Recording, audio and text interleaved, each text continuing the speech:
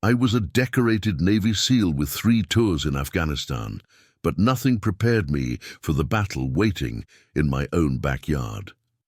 After 15 years of service to my country, I never imagined my toughest enemy would be a power-hungry HOA president. With a clipboard and a grudge, my name is Jackson Miller, and this is how I lost power to my dream home, but gained control over an entire utility company to deliver the justice no one else could.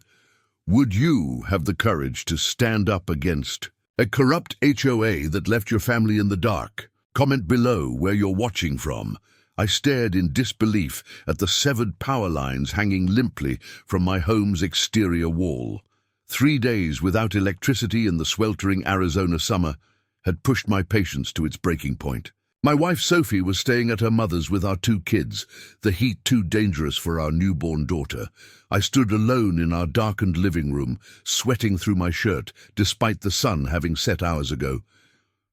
"This is sabotage, plain and simple," I muttered, running my hand over the cleanly cut cables. After multiple calls to Desert Sun Electric, they'd finally sent a technician who confirmed my suspicions.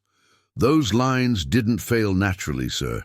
Someone cut them deliberately. I knew exactly who that someone was. Victoria Harrington, or Queen."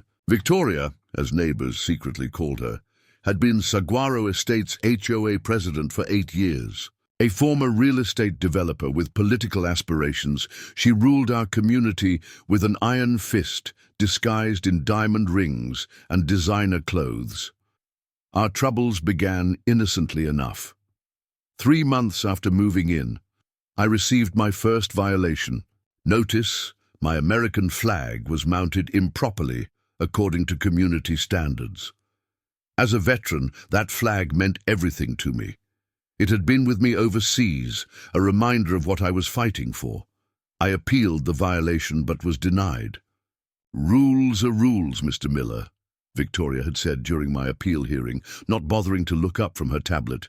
"The flag can remain if mounted on an approved pole, not directly on your facade. The architectural cohesion of our community depends on uniformity." I complied, installing an approved flagpole the following weekend. But that was just the beginning. Over the next 6 months, the violations multiplied. Unauthorized landscaping, desert plants that required less water, improper trash can placement, visible from the street for 3 hours instead of 2, and unapproved security cameras, installed after someone vandalized my mailbox twice. My neighbor Marcus, a retired high school principal, stopped by one evening as I was adjusting my cameras. "I see you've caught Victoria's attention," he said quietly, looking over his shoulder towards her Mediterranean-style mansion at the community entrance. "What's her problem?" I asked, tightening the final screw. Marcus lowered his voice. "Election season. Every 2 years, she needs to show she's tough on rule breakers to maintain her position. Your corner lot is the most visible in the community, perfect for making an example." "That's ridiculous," I said. "My family and I served this country so people could live free of petty tyranny, not create it in their own backyards." Marcus nodded sympathetically. "The Richardsons who lived here before you refused to play ball. Suddenly their irrigation system malfunctioned, flooding their foundation. Insurance battle lasted months. They sold to you at a loss, to Victoria's husband's real estate company, coincidentally." A chill ran through me despite the heat. You saying she deliberately—" "I'm not saying anything," Marcus interrupted. "Just be careful. Documentation is your friend." I heeded his advice, installing additional security cameras and keeping meticulous records of every interaction with the HOA. When my appeal for the security cameras was denied, I requested copies of all community guidelines, approval processes, and board meeting minutes for the past year. Victoria personally delivered the response to my front door. "These requests require administrative fees," she said, handing me an invoice for $450. "And please remove those unauthorized cameras within 48 hours. These cameras are for my family's safety, I explained. Someone's been vandalizing my property. File a report with the Community Security Office, she replied dismissively, and pay your fines. You're accumulating quite a balance, Mr. Miller. I did file reports, 5 of them. Each came back with the same conclusion: insufficient evidence of deliberate vandalism. Meanwhile, the fines climbed to nearly $3,000. The day after I installed solar panels, fully permitted by the city but pending HOA approval, Victoria called an emergency board meeting. The sole agenda item: discussion of property maintenance violations at 4728 Desert Sage Drive, my address. That evening, as I sat through 2 hours of Victoria's presentation portraying my home as a community eyesore, something in me snapped. When finally allowed to speak, I approached the podium with my documentation. Before we continue, I'd like to point out that 17 other homes in Saguaro Estates have identical security systems to mine, including yours, Mrs. Harrington. 5 homes have solar installations from the same company I used. None have received. Violations, murmurs spread through the room. Victoria banged her gavel. Those installations received proper approval, which is why I've brought copies of their applications and approval timelines, I continued, distributing folders to each board member. Notice mine has been under review 3 times longer than any other residence. Victoria's perfectly lined lips tightened into a thin red slash. This meeting isn't about other properties. It should be about consistent application of the rules, I countered. Which is why I've also included a petition signed by 38 homeowners requesting an independent audit of HOA finances and enforcement actions. The meeting adjourned in chaos, with Victoria promising to address these baseless accusations. 3 days later, I returned from taking my son to baseball practice to find my power lines cut and Desert Sun Electric claiming they couldn't restore service without HOA approval due to a community infrastructure review. The first night without power was inconvenient.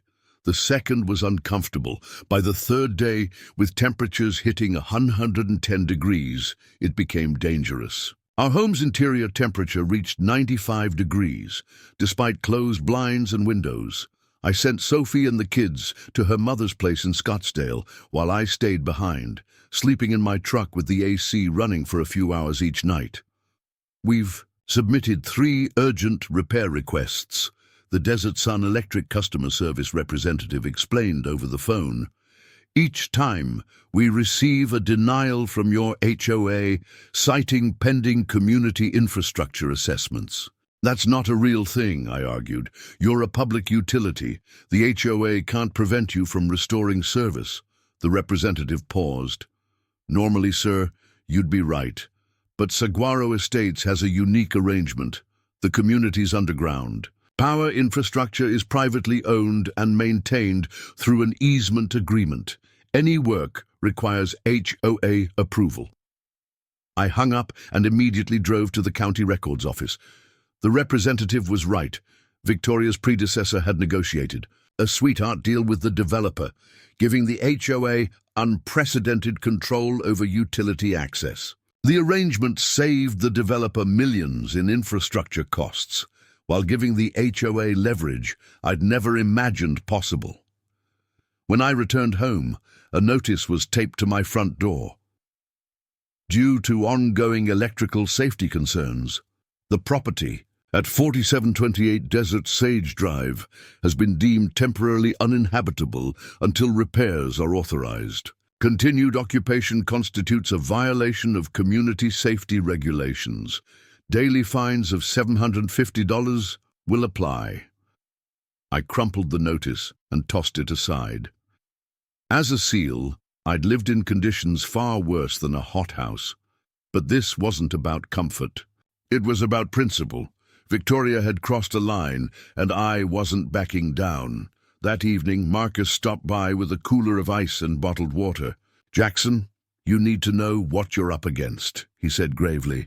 "Victoria's husband sits on the County Planning Commission. Her brother-in-law owns Ridgeline Development Group. They've been buying distressed properties in the community. And for years, distressed by their own doing," I muttered. Marcus nodded. "4 families forced out last year alone. Each time the pattern's the same. Escalating violations, utility problems, then a cash offer well below market value when owners can't take it anymore. I'd suspected as much, but hearing it confirmed made my blood boil. "That's criminal."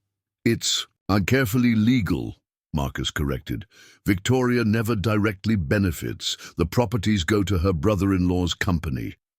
Her husband's commission position keeps permits flowing smoothly. It's all technically arm's-length transactions." I called my friend Ethan, a lawyer who'd served in the JAG Corps. "They're operating in grey areas," he confirmed after reviewing my documentation. "Proving criminal conspiracy would be difficult without direct evidence of coordination.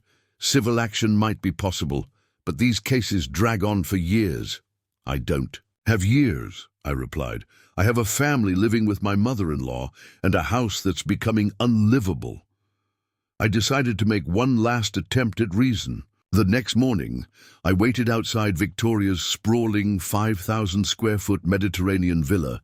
She emerged precisely at 8 a.m. in tennis whites, Chanel sunglasses perched on her perfectly highlighted blonde hair. "Mrs. Harrington," I called out, approaching her driveway. "We need to discuss the power situation at my home." She visibly stiffened. "Mr. Miller, all communications should go through proper channels. The board has determined my infant daughter can't live in a house without air conditioning in July," I interrupted. "Whatever issue you have with me, don't punish my family." For a moment, something like doubt flickered across her face. Then her expression hardened. "Perhaps you should have considered your family before repeatedly violating community standards. The board's decision stands."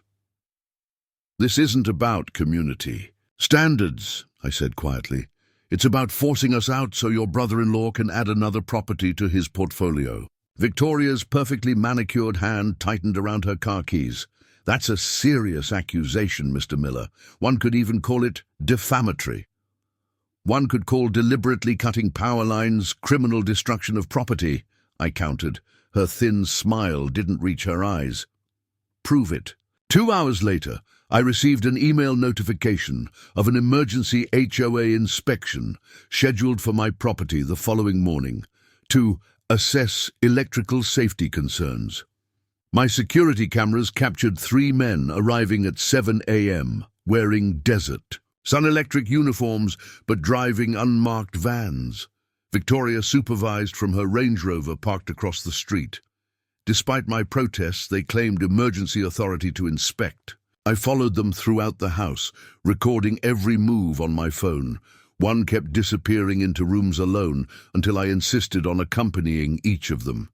They spent unusual amounts of time examining my water heater, gas connections, and main electrical panel. "Your circuit breaker shows signs of tampering," the tallest one declared, pointing to components that looked perfectly normal to me. "That's impossible," I replied. "I had it inspected by a licensed electrician last week." "Our report will reflect our findings," he said tersely. After they left, I immediately called a private security company run by former military colleagues. Within hours, they installed battery-powered cameras with cellular uplinks that would continue working without main power. Something told me I'd need independent evidence of whatever was coming next. That night, the temperature inside my house reached 97 degrees. I slept in my truck again, waking at 2 a.m. to an alert from my security system. The footage showed 2 figures at my gas meter, their faces obscured by hoodies despite the heat. By the time I rushed outside, they were gone. The next morning, I awoke to the sound of sirens. 3 fire trucks screamed into our cul-de-sac, stopping in front of my house. Firefighters rushed my door as confused neighbors emerged from their homes in bathrobes and pajamas. "Sir, we received reports of a gas leak at this address," the fire captain explained. "We need to evacuate you immediately." Standing on my lawn in shorts and a t-shirt, I watched as they inspected my property.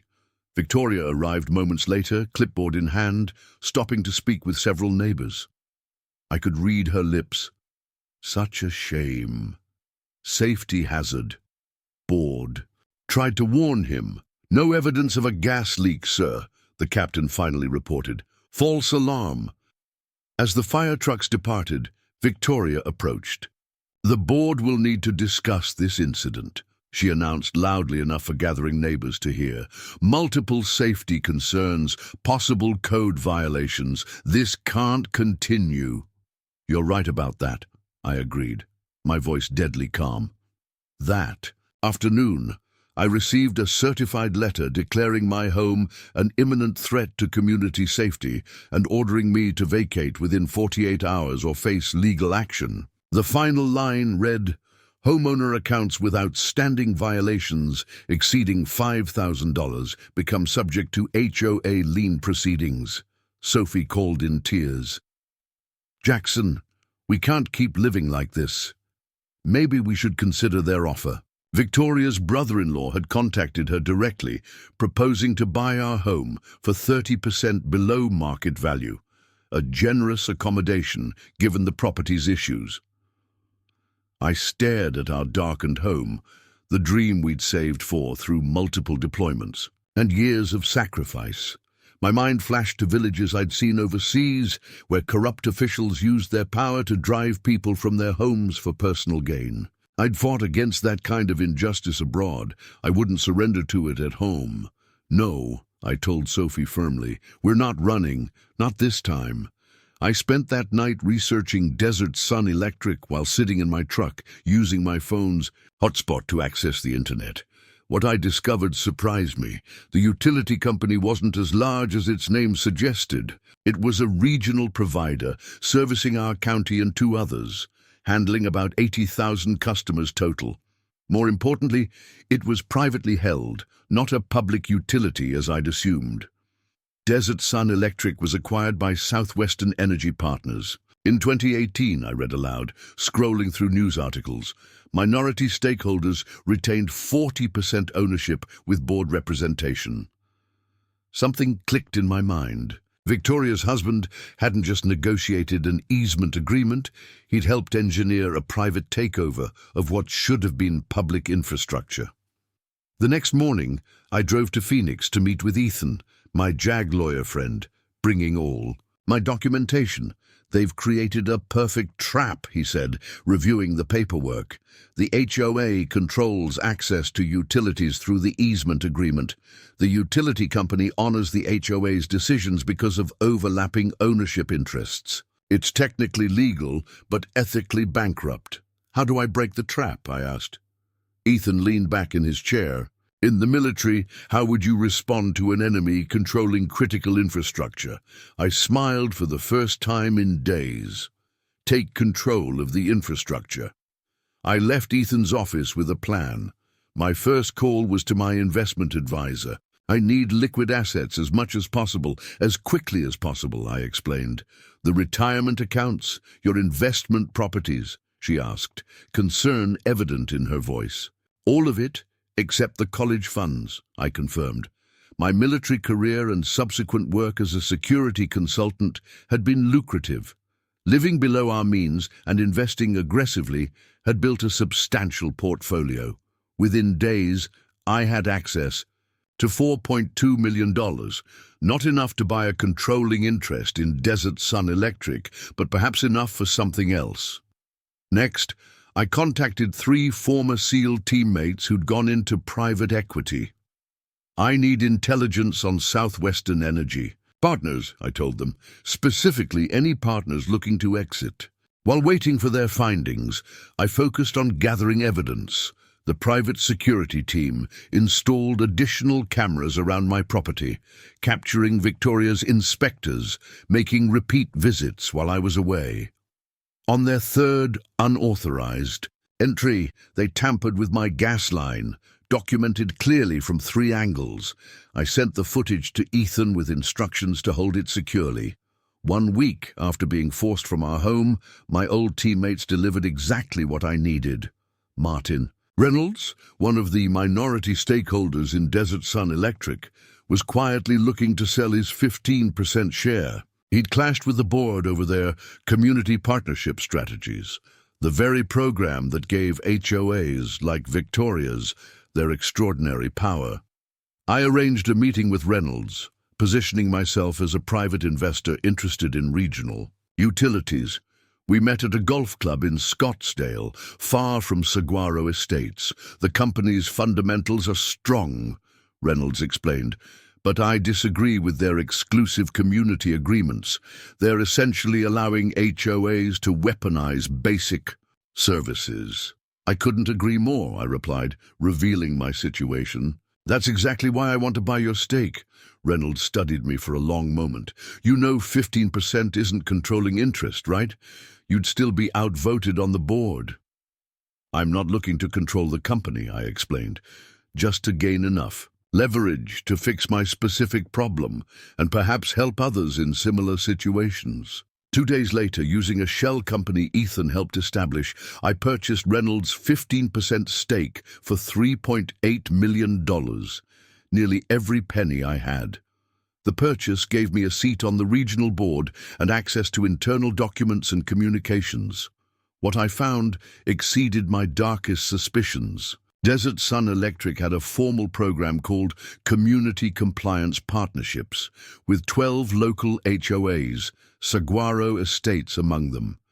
These agreements allowed HOA boards to request service delays or denials for residents with outstanding compliance issues. In exchange, the HOAs steered community contracts exclusively to Desert Sun.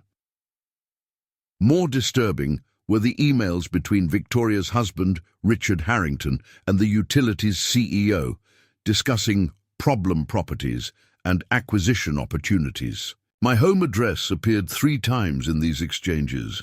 Armed with this evidence, I implemented the next phase of my plan.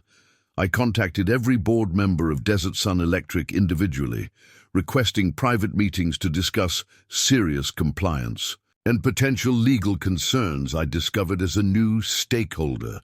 The first 2 declined. The third, a retired judge named Eleanor Montgomery, agreed to hear me out. I showed her everything: the cut power lines, the falsified inspection reports, the emails discussing targeted service disruptions to force property sales. This could destroy the company if it became public, she said gravely. It's potentially criminal.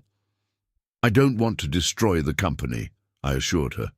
I just want to end these predatory practices and restore service to affected homeowners. Eleanor agreed. To help arrange an emergency board meeting. Not everyone knows the details of these partnerships, she explained. Some directors just see the revenue numbers. Meanwhile, I hired a private electrical contractor from a neighboring county. They confirmed what I already knew: my power lines had been deliberately cut, and there was no legitimate reason service couldn't be restored immediately. I paid them triple their normal rate to document everything and prepare to reconnect service on my command. I also reached out to the State Utility Commission, providing redacted copies of the internal Desert Sun documents. Their investigator was alarmed. This is a clear violation of state regulations. Even private utilities can't deny essential services based on unrelated disputes.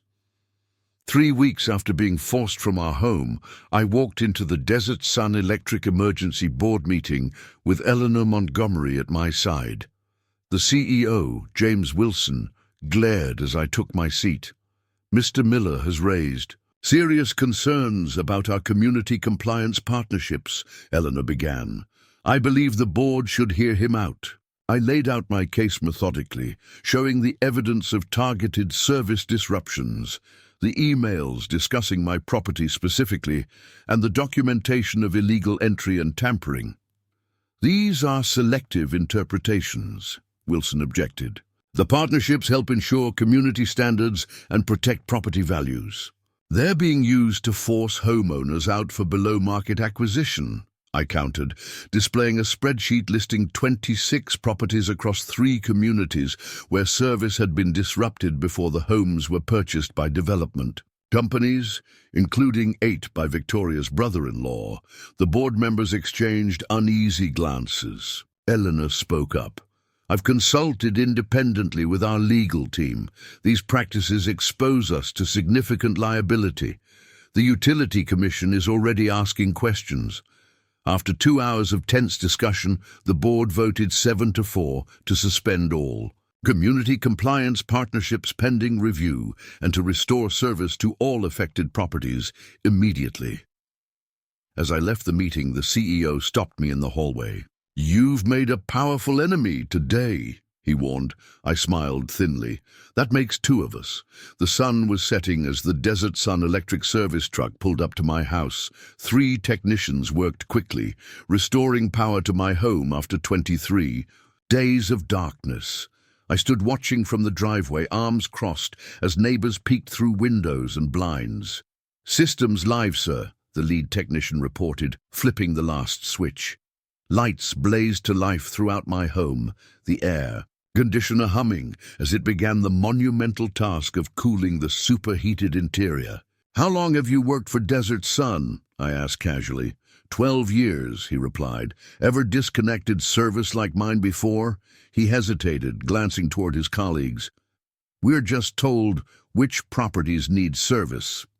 Management handles the rest," I nodded. "Things will be different now. You have my word on that."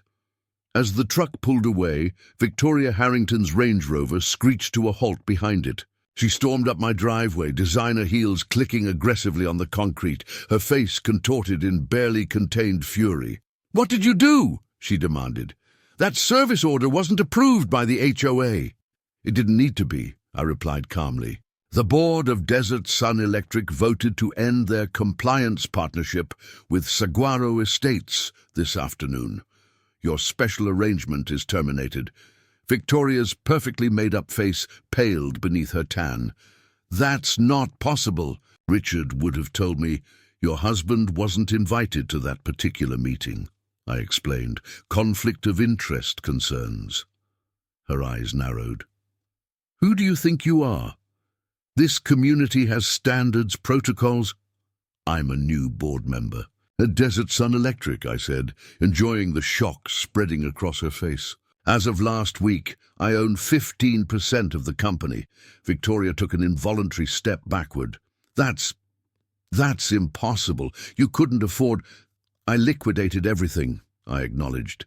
"My retirement funds, investment properties, stock, portfolio, worth every penny to expose what you've been doing." Her shock quickly hardened into defiance. "One board seat means nothing. Richard and James won't allow—" "The State Utility Commission might feel differently," I interrupted, pulling out my phone. "They're very interested in how certain HOA board members have been using utility access to force property sales. The FBI is also curious about the potential wire fraud and racketeering aspects." For the first time since I'd known her, Victoria Harrington was speechless. "Tomorrow morning, all homeowners in Saguaro Estates will receive a letter," I continued. "It details how their HOA president conspired with utility executives to target specific properties, creating artificial hardships to drive down values for preferred buyers, including her brother-in-law's development company." "You can't prove any of that," she whispered, but uncertainty had crept into her voice. "Desert Sun servers contained every email, every service denial request, every compliance partnership agreement. Did you really think no one was keeping records?" Victoria's phone began ringing. She glanced at it, then back at me, her composure cracking. "This isn't over," she hissed before marching back to her vehicle. I watched her drive away, feeling not triumph, but a weary determination. The battle was just beginning. The next morning I called an emergency community meeting at the Saguaro Estates clubhouse. Nearly every homeowner attended, a stark contrast to the usual sparse turnout for HOA meetings. Victoria and Richard were conspicuously absent. For years, I began, standing before my neighbors, certain members of our HOA board have abused their positions, selectively enforcing rules and leveraging control over utilities to force families from their homes. I displayed documentation on the projector screen, spreadsheets showing properties targeted, violation patterns, service disruptions, and subsequent below-market sales to Ridgeline Development Group. My family wasn't the first target, I explained, but I intend to be the last. Marcus stood up. The same thing happened to the Jacobsons last year. Their water pressure mysteriously dropped to a trickle during summer. After 3 weeks, they sold to Ridgeline and moved to Florida. Others began sharing similar stories: electrical problems, gas line inspections, water service interruptions. The pattern was undeniable. As a board member of Desert Sun Electric, I announced, I've initiated an audit of all service disruptions in HOA communities over the past 5 years. Any homeowner who was forced to sell due to these tactics will have legal recourse. Eleanor Montgomery, my ally from the utility board, stepped forward. Desert Sun Electric is prepared to cooperate fully with investigations and make restitution to affected customers. Over the following weeks, the situation unfolded rapidly. Victoria resigned as HOA president, citing health concerns. Richard Harrington faced an ethics investigation at the County Planning Commission. The CEO of Desert Sun Electric was placed on administrative leave pending a full investigation.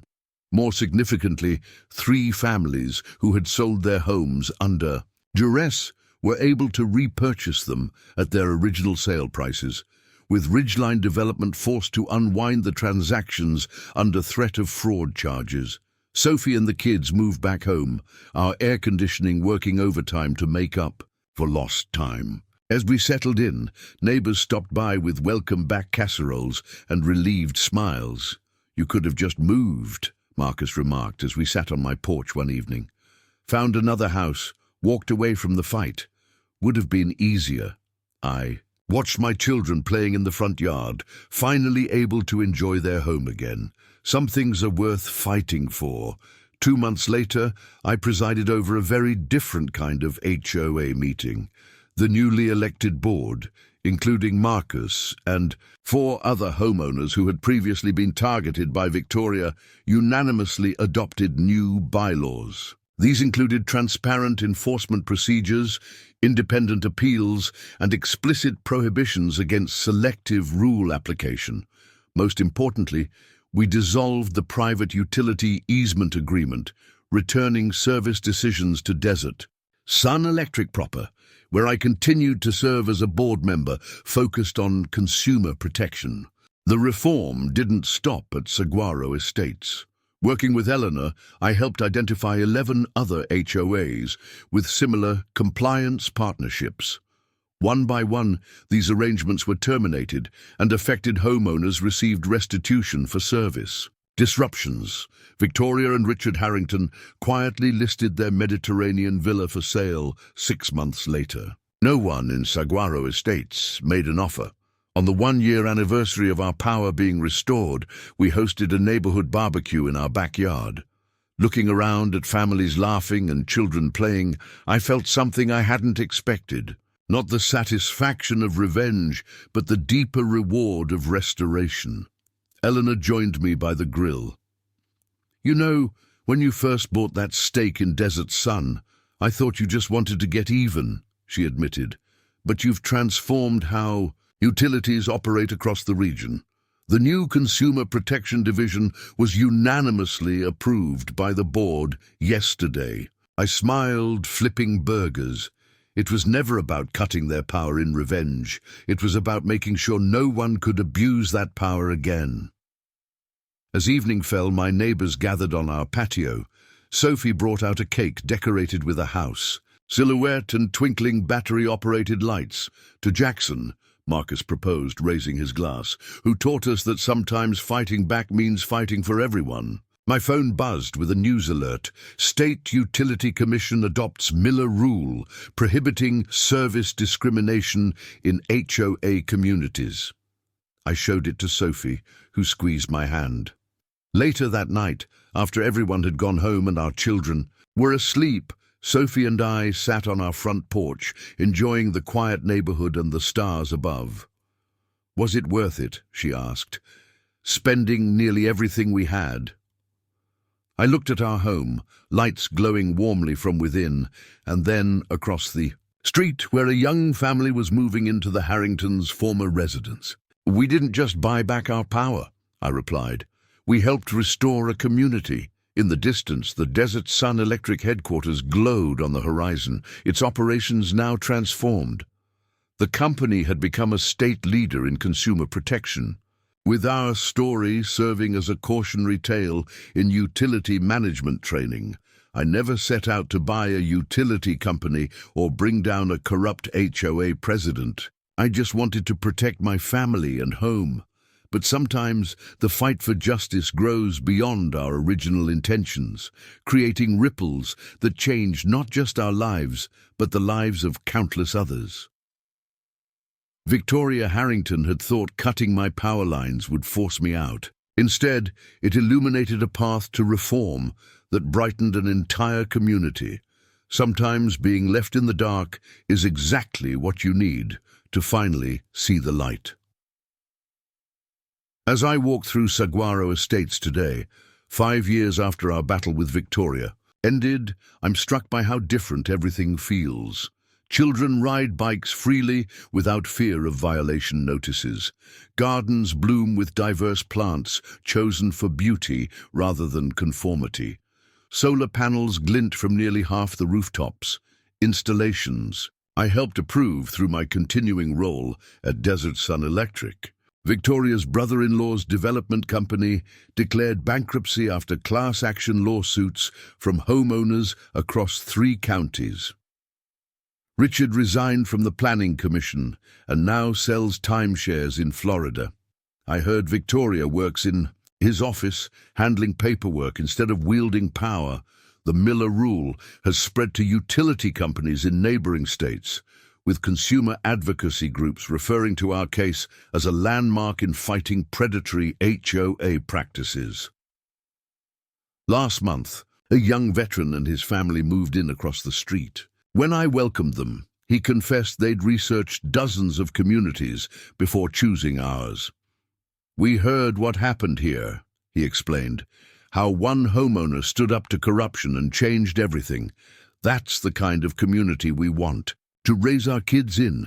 Sometimes losing power is the first step toward finding your true strength. That's a lesson worth every penny I spent, and one I'd gladly pay for again."